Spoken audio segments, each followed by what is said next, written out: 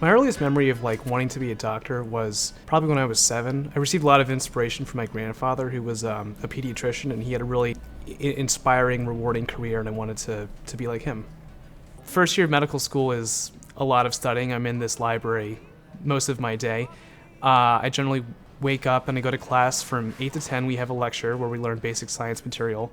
And then we usually have a small group session. So learn how to take a stranger who has a constellation of different symptoms and then put them together in a sort of cohesive map and figure out the most likely medical problems that might have brought them into the hospital. And then for about 6 hours, I'll review yesterday's lectures, I will review today's lectures, and then I will repeat today's lectures.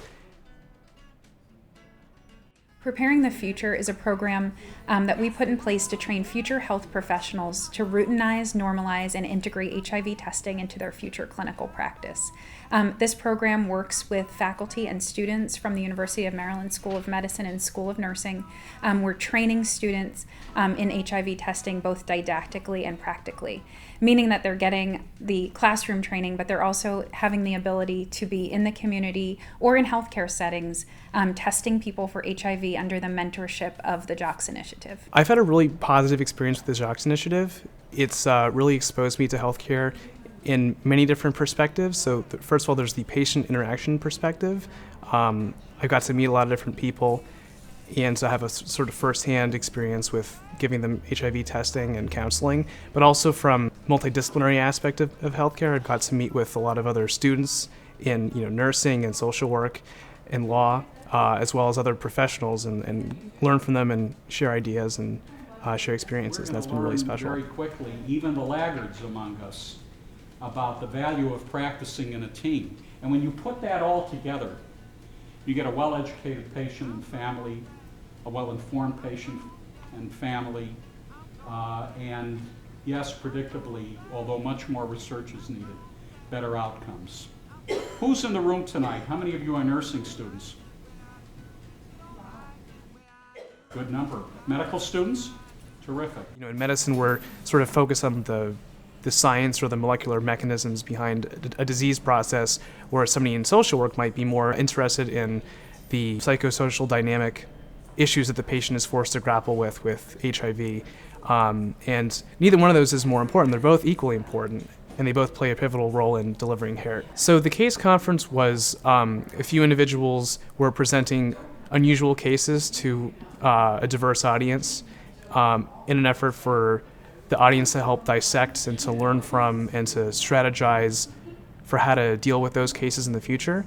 I was a part of a team that tested a patient who was HIV positive. Went to the University of Maryland Medical Center emergency room for suture removal. She had some scratches on her face, which was a result from a fight with a friend. She had no past medical history. She was not receiving long-term care. And she was extremely upset by this. And she was somewhat surprised because she was in a monogamous relationship. She was married and she had children. She felt like she didn't deserve this, and this wasn't how she behaved, and she didn't deserve something like this. It was a real struggle to have her calm down and walk to the Jacques Initiative and speak with professionals about how to go from there. Some of the preconceptions that I had before beginning the Jacques Initiative program was that certain groups are at higher risk for contracting HIV, and while that might be true from an epidemiological perspective, the truth is anyone can get HIV. And so I think that we need to sort of leave our biases at the door when we're testing and counseling and interacting with patients, because anybody can get HIV. So they come with kind of these broad types of opinions because they haven't had the individualized experiences. And so as they have participated in PTF and been at the Jacques Initiative, they've really been able then to cut through a lot of that. They've been able to see that each case, each individual has to be taken as they come. After working with Jacques Initiative, and that I realized what stereotypes I did have, and I wasn't even so aware of them until they were broken. Also, I got HIV tested. I realized I'm just as at risk as anybody else living in the city of Baltimore. I think I learned a lot about self-reflection and realizing my own personal biases, working in the emergency department with a completely new demographic from what I grew up in, exposed to a lot more diversity of race, of culture, and just realizing the personal biases that I brought into the emergency department. I was like many of my classmates and had certain ideas about HIV, a basic knowledge, but still had the stereotypes, and I'll admit it, still the bias of identifying people of certain stereotypes as more of a possibility or more of a risk. I personally feel empowered to speak with people about their very sensitive personal lives and subjects that are hard to speak about.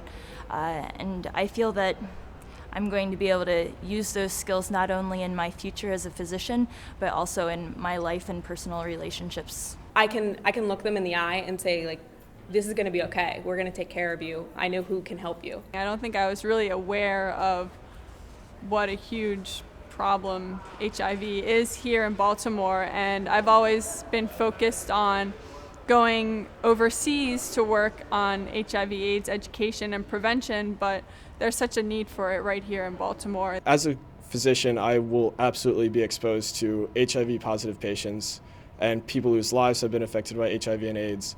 And this has really, it's put a face to the disease. It's not some scary disease anymore. It's not just numbers anymore. It's people that I've spoken to, that I've touched their lives, and I've made friends through this. And throughout my career as a physician, this is something an experience that I would have never gained elsewhere. And it's something that will really stick with me when I see patients with HIV and AIDS and really any other chronic disease, because that's all that HIV is. It's a curriculum that starts in the classroom and takes you to the rest of life. You get a new kind of HIV education in the classroom that you probably haven't heard everything about before, and then you get out in the real world and you implement that practice. Service learning is a model whereby we, as the School of Nursing, form partnerships with communities that we're serving, and simultaneously offering opportunities for our students to gain much needed knowledge and skills, which is to say that it's not about simply academic exercises for the students, it's really a process of serving the community as the students learn. This program is about training in its initiation through medicine and nursing, healthcare professionals who will routinize, integrate, and normalize HIV testing. The history of HIV is filled with them and those people disease. The solutions are related to we and us. There have been a number of transformations. One of the most important is that they have obviously learned some new technical knowledge and skills in terms of how to test, how to prepare the testing equipment. But more importantly, in my opinion, is they are learning how to relate to patients, clients in a different way. So we feel that if we get to these healthcare professionals before they're in practice, that we're actually creating a new culture. Every university health system should be doing something like PTF. It is a model that should be, if you're a university health system here in this city, anywhere in the country, you should be doing the PTF model in regards to HIV or any other major public health issue confronting your community. But I also think it's a model here within this city that can also be held up as to how do we take these citywide strategies, national strategies, and how do we really get the stakeholders and the appropriate people to really begin to actualize and do the work to make them happen. So they're not just strategies that we talk about or put out on paper, but that in 3 to 5 years we are getting to zero. So when you hear the debate now about an AIDS-free generation, it's not really a pie in the sky. It actually is, we have the tools that within a decade or two, you could drive this epidemic all the way down by early diagnosis, effective engagement in care, and as a consequence, reducing the community viral load to a point that it can't sustain epidemic transmission. Now that has to be coupled with a comprehensive prevention program, comprehensive engagement of education, behavioral education, but early diagnosis and treatment are also fundamental to a comprehensive prevention program.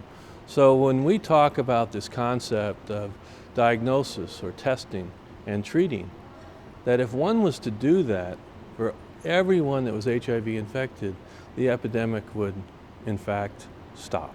When you don't make innovative moves like this program, Preparing the Future, what we get is what we have. And what we have is an epidemic in crisis proportion, where we consistently have 45 to 55,000 new infections in the United States. And so when you don't have programs like this that are impacting professionals, then there is the stigma, there's the perpetuation of discrimination, though silent and many times unrecognized, still devastating.